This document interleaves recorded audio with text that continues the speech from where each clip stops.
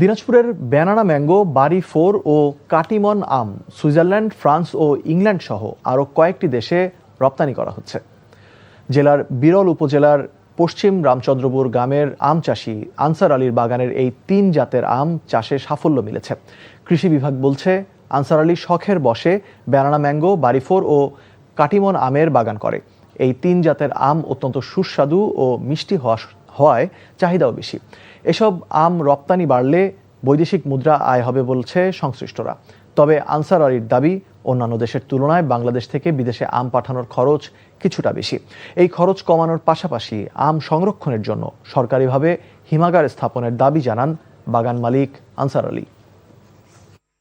এই বাগান দেখে আমরাও খুব আগ্রহী যে সামনের বছর আমারও পরিকল্পনা আছে যে এই ধরনের কাটিমন, বানানা ম্যাঙ্গো আমার গাছ রোপণের জন্য পরিকল্পনা নিয়েছি। বাগান মালিক পর্যন্ত সবাইকে আমার কৃষি বিভাগ থেকে প্রশিক্ষণের মাধ্যমে প্রশিক্ষিত করা হয়েছে এবং তারা কিভাবে কাজ করবে, কিভাবে বালানাশক স্প্রে করবে, সব বিষয়ে তাদেরকে প্রশিক্ষিত করেই দেওয়া হয়েছে। এবং থাইল্যান্ড থেকে যদি আমাদের দেশে আমরা আম আমদানি করতে পারি, তাহলে আমরা কেন পারবো না রপ্তানি করতে? সরকার মহোদয় যদি একটু দৃষ্টি রাখেন আমাদের প্রতি, তাহলে আমরা এই আমগুলা দেশের বাইরে রপ্তানি করতে পারবো।